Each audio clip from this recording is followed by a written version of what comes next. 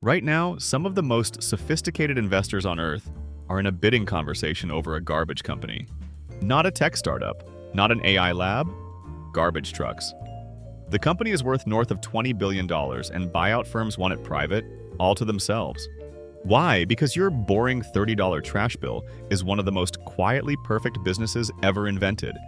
3 interlocking moats deep, and almost impossible to compete with. By the end of this video, you'll see your trash can the way Wall Street does, as a toll booth. This is why Wall Street wants your trash route. Start with the truck. A garbage truck costs roughly the same to run whether it stops at 300 houses or 600. Same driver, same fuel, same route, same morning. Which means every extra can on an existing route is almost pure profit. The cost is already paid. The stop is nearly free. Now, watch what that does to acquisitions. Say your competitor runs the same street, half-full truck, scraping by on thin margins. Picture 15 cents on the dollar. Buy him, park his truck, and fold his customers into your half-empty one. Same revenue. 1 truck. His scraping by route can double its margin overnight, not by working harder, by deleting a truck. That's route density. It's why waste companies will pay handsomely for the little guy next door. The synergy isn't a slide deck fantasy, it's arithmetic. And it's why this industry has been rolling up for 70 years. In the 1950s, America had roughly 12,000 independent garbage companies. Local guys. Family trucks. Then the buying began. Waste management alone absorbed some 3,000 of them on its way up. Today, 4 giants control about half of all American trash hauling. The $20 billion company in the news right now? It is the Playbook. Founded in 2007, built by private equity through debt-funded acquisition after acquisition, taken public, and now private equity wants it back. And the machine hasn't stopped. One private equity trash platform has bought 36 haulers since 2018. New platforms launched this year. The little guys keep disappearing. Route density explains why they buy, but 2 more locks explain why nobody can fight back. Lock 1. The contract. Trash service is usually a legal monopoly by design. Your town signs an exclusive multi-year franchise with 1 hauler. For one of the giants, more than half its revenue comes from exclusive markets. You personally cannot switch. Your neighbor can't switch. Until the contract renews, years from now, the customers are legally unreachable. Try building a startup against that. Lock 2. The hole in the ground.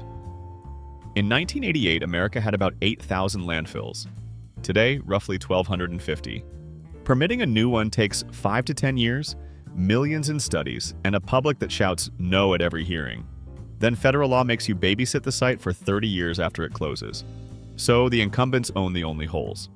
The biggest players bury about 2/3 of their own trash in their own landfills and charge everyone else, including any would-be competitor, about $62 a ton at the gate. Read that again. Even if a new hauler somehow wins your business, it pays a per-ton tax to the very giant it's trying to compete with. Quick pause. If you like seeing the machinery behind boring bills, subscribe. One story like this every week. So what does 3 moat perfection cost you?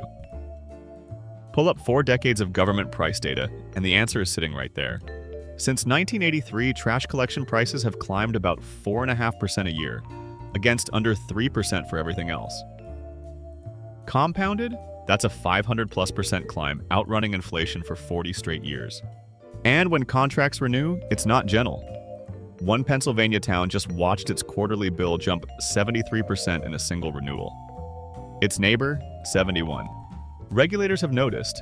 Antitrust cops forced sell-offs in 98, in 2008, 87 routes, 9 landfills, again in 2020, again in 2021.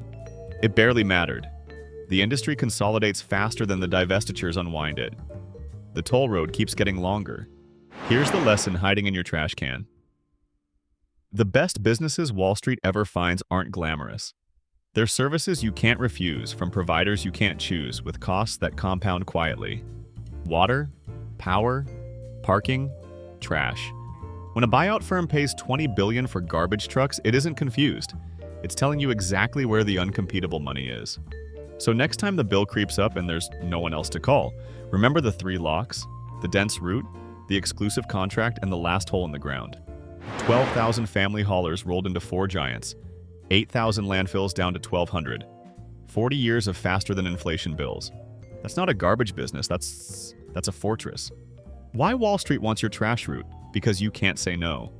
Check your own trash bill against 5 years ago and tell me the damage in the comments. And if you've still got a local independent hauler, tell me that too. They're getting rare.